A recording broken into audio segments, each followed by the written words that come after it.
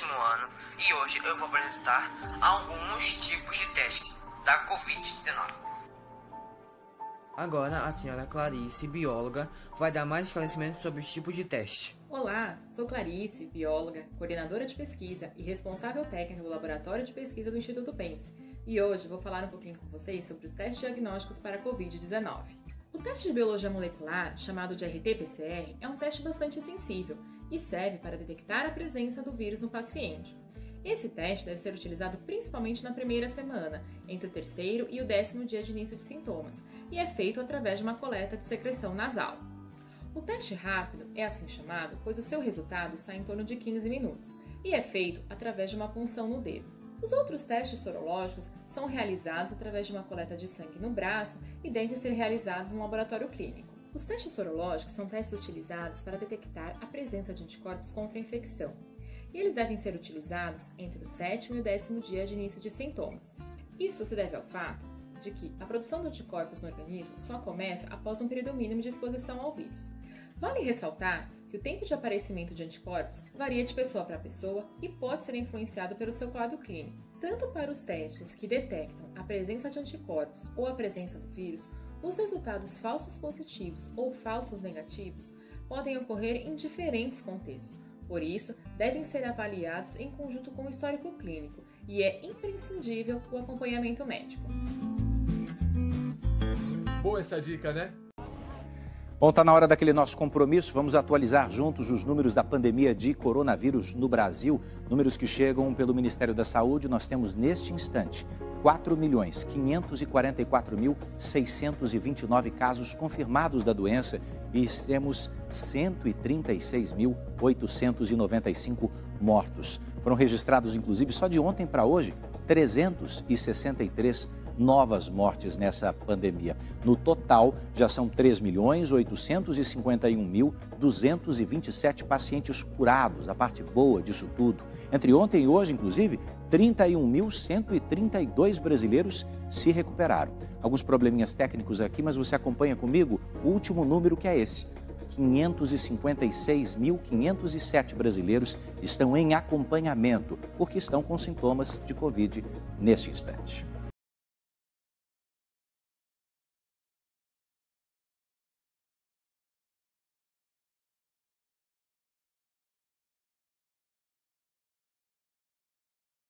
O coronavírus se transformou em uma emergência global e tem gerado bastante preocupação. O nosso papel aqui não é estimular o pânico, nem minimizar possíveis efeitos, mas informar. Eu sou Matheus Magenta, da BBC News Brasil aqui em Londres, e neste vídeo eu trago 10 boas notícias sobre o surto atual, até agora. Primeira boa notícia, a gente sabe qual é o vírus. No 10º dia do surto, já havia sido identificada a sequência do genoma do coronavírus. Os primeiros casos de AIDS, por exemplo, foram descritos em junho de 1981 e foram necessários mais de 2 anos para identificar o vírus causador da doença, o HIV. Neste surto atual, já sabemos que é um novo tipo de coronavírus do grupo 2B, da mesma família da SARS, razão pela qual se chama SARS-CoV-2. A doença é Covid-19.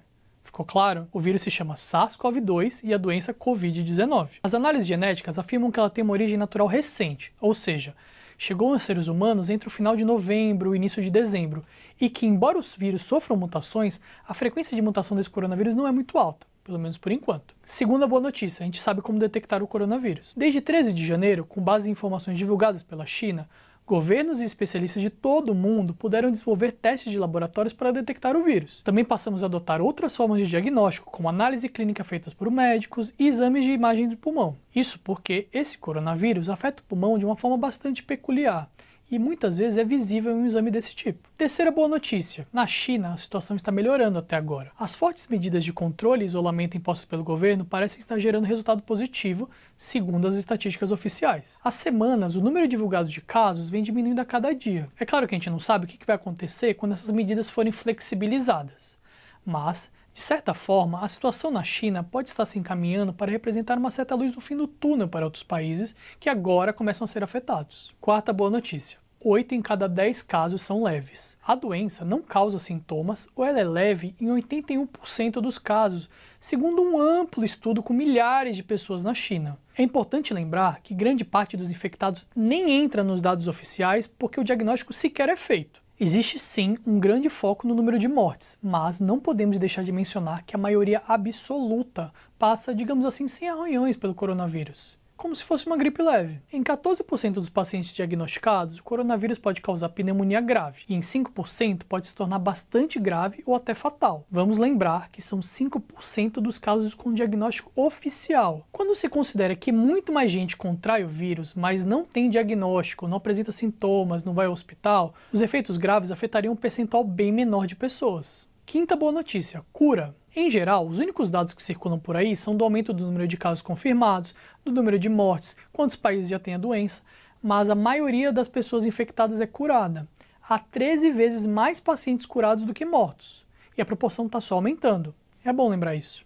No último vídeo que fizemos, muita gente se perguntava se a doença tinha cura. Até agora, não tem cura por meio de remédio que possa encurtar o período de infecção pelo vírus. Mas tem cura sim quando a gente considera que nosso sistema imunológico enfrentou o vírus. Esse ciclo de infecção pelo vírus normalmente se encerra depois de 2 semanas. Não é como o HIV, que permanece no corpo e demanda um acompanhamento permanente. Sexta boa notícia: o coronavírus quase não afeta os mais jovens. A mortalidade em pessoas com menos de 40 anos é de apenas 0,2%, isso segundo dados do estudo da China com mais de 44 mil pessoas. Nas crianças, os sintomas tendem a ser leves e podem passar despercebidos, e não levar a um diagnóstico formal e assim entrar na conta de pessoas que ficaram doentes. É claro que essa é uma boa notícia que não pode tirar o foco de uma má notícia, que é a vulnerabilidade das pessoas mais velhas. Mas este é um grupo de risco para quase todas as doenças. Sétima boa notícia: esse vírus é facilmente inativado. Isso pode ser feito com diversas soluções em apenas 1 minuto, envolvendo produtos com álcool ou água oxigenada, por exemplo. Segundo especialistas e autoridades, a lavagem frequente das mãos com água e sabão é a medida mais eficaz de evitar o contágio. Lavar as mãos de 5 a 10 vezes por dia é o mais recomendado. Lembrando que sempre que voltar da rua e depois de usar o transporte público é fundamental. Oitava boa notícia: já existem mais de 150 artigos científicos. É tempo de ciência e cooperação, além de muitos outros disponíveis em bancos de artigos que ainda não foram revisados por seus pares. São trabalhos preliminares sobre vacinas, tratamentos, genética, epidemiologia, diagnóstico e aspectos clínicos. Esses artigos foram produzidos por quase 700 autores espalhados pelo planeta. Em 2003, quando a SARS aconteceu, por exemplo, levou mais de 1 ano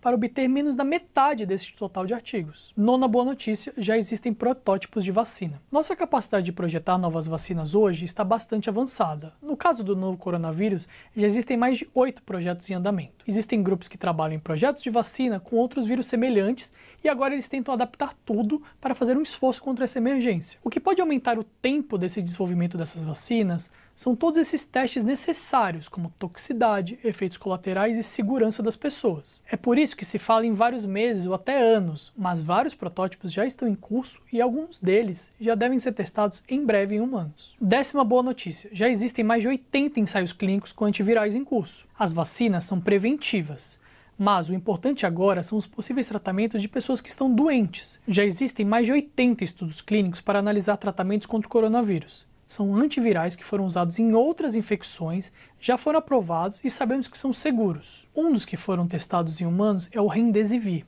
um antiviral de amplo espectro, ainda em estudo, que já foi testado contra Ebola, SARS e MERS. Outro candidato é a cloroquina.